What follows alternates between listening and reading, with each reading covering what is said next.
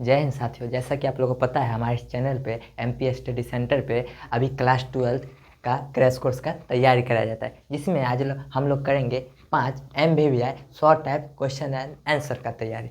ठीक है, जिसमें पहला क्वेश्चन बोलता है how Indian civilisation is different from European civilisation, यानी हमारा जो भारतीय सभ्यता है यूरोपीय सभ्यता से कैसे भिन्न है, कैसे अलग है।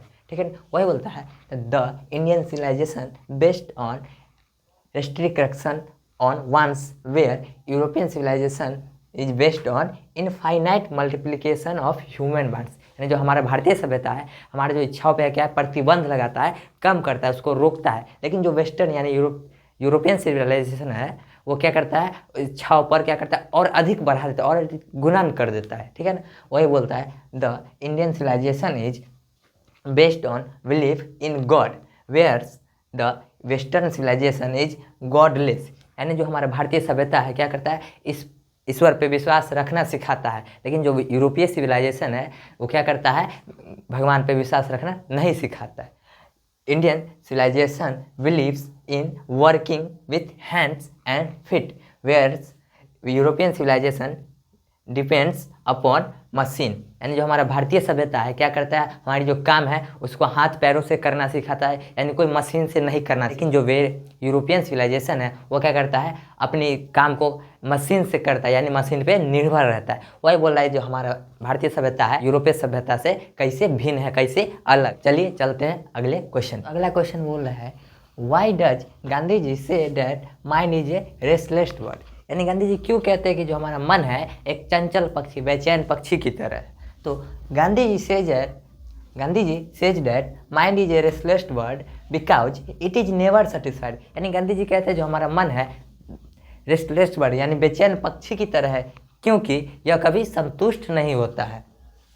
The more it get the more it want and remains unsatisfied, यानी इसको जो जितना चाहता है और उतना अधिक जितना पाता है और उतना अधिक चाहता है और तब पर भी वो संतुष्ट नहीं होता है। He says because a mind never get satisfied, वो कहते हैं कि हमारा मन कभी भी संतुष्ट नहीं होता है।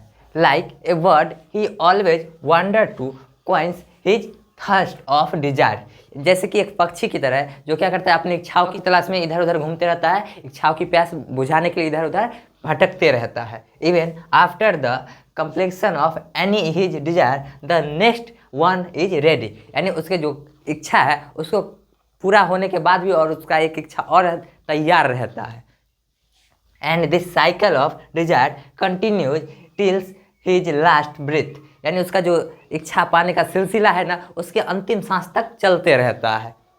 So he says that mind is a restless bird, इसलिए गांधी जी कहते हैं कि जो हमारा मन है एक बेचैन पक्षी की तरह, एक चंचल पक्षी की तरह, जितना मिल जाता है और उससे अधिक चाहता है। चलते हैं अगला क्वेश्चन पे। तो बोला अगला question why did our ancestor dissuaded us from luxurious, did they do this right thing, बोला कि जो हमारे पूर्वज है हमें भोगलास यानी लग्जरियस लाइफ, इसका मतलब क्या होता है, जो ऐशो आराम उससे दूर रखा है, क्या वो सही किए हैं। तो चलिए देखते हैं। तो our ancestor dissuaded us from luxurious and pleasures because they know that these things gave only momently comfort and joy, जो हमारे पूर्वज है हमें जो ऐशो आराम से दूर रखा है, क्योंकि वो जानते थे कि जो अगर हम लोग जो हैं अगर ऐशो आराम में अभी से जीने लगे तो हमारा जो चरित्र है वो खो देंगे और क्या होता है आलस से धर लेगा। ठीक है ना, तो इसलिए हमारे जो पूर्वज है हमें लग्जरियस लाइफ यानी जो ऐशो आराम से दूर रखा है। ठीक है, and if we run after these abuse think we would loss our moral character, यानी वो जानते थे कि अगर हम इस सब लग्जरियस लाइफ यानी जो ऐशो आराम में अगर पड़ जाएंगे तो क्या होगा, हमारा जो नैतिक चरित्र है उसको हम क्या करेंगे, खो देंगे। तो इसलिए वो क्या किया, हम लोग को ऐशो आराम से दूर रखे हैं। And if we run after absurd things we would loss our moral character, यानी उनको पता था कि अगर इसमें पड़ जाएंगे तो हमारा जो हमारा क्या है नैतिक चरित्र उसको हम खो देंगे और इसका क्या बन जाएंगे, हम लोग गुलाम बन जाएंगे, यानी we would become slaves we would become immobile, यानी इस सब का क्या बन जाएंगे, हम लोग गुलाम बन जाएंगे। So yes they did the right thing, यानी वो क्या किए और सही काम किए, जो हम लोग को क्या किए ऐशो आराम से दूर। अगला क्वेश्चन पे बोल रहा है why did our ancestors prefer to live in village, यानी जो हमारे पूर्वज है वो गांव में रहना पसंद क्यों करते हैं।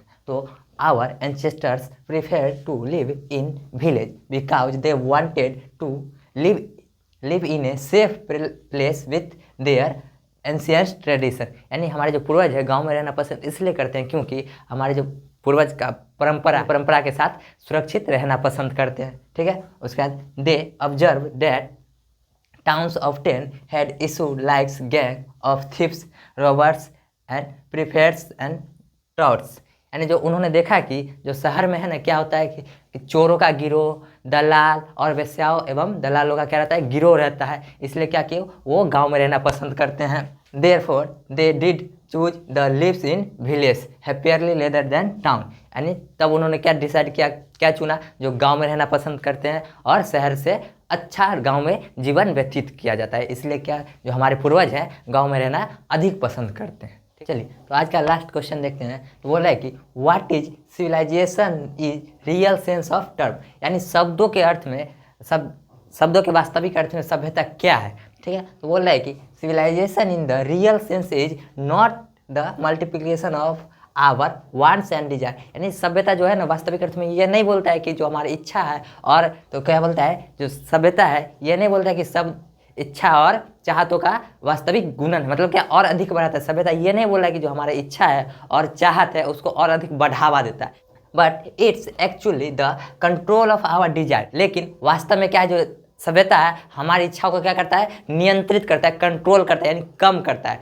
ठीक है, तो इसका क्वेश्चन का यही मतलब हुआ कि जो हमारा सभ्यता है हमको ये बताता है कि जो हमारा इच्छा है और चाहत है उस पर क्या करे नियंत्रित करे, कंट्रोल करे और अधिक बढ़ावा ना दे। ठीक है, तो ये था हमारा आज का 5 MBVI शॉर्ट टाइप क्वेश्चन और इसका समरी और इसका जो ऑब्जेक्टिव है वो भी हो चुका है। अगर आप लोग वीडियो नहीं देखे तो इसका लिंक हम डिस्क्रिप्शन बॉक्स में डाल देंगे, आप लोग जाके देख लीजिएगा और अधिक वीडियो देखने के लिए हमारे इस चैनल MPS स्टडी सेंटर को सब्सक्राइब करिएगा और आज का अगर ये वीडियो अच्छा लगा हो तो लाइक कर दीजिएगा। Thank you.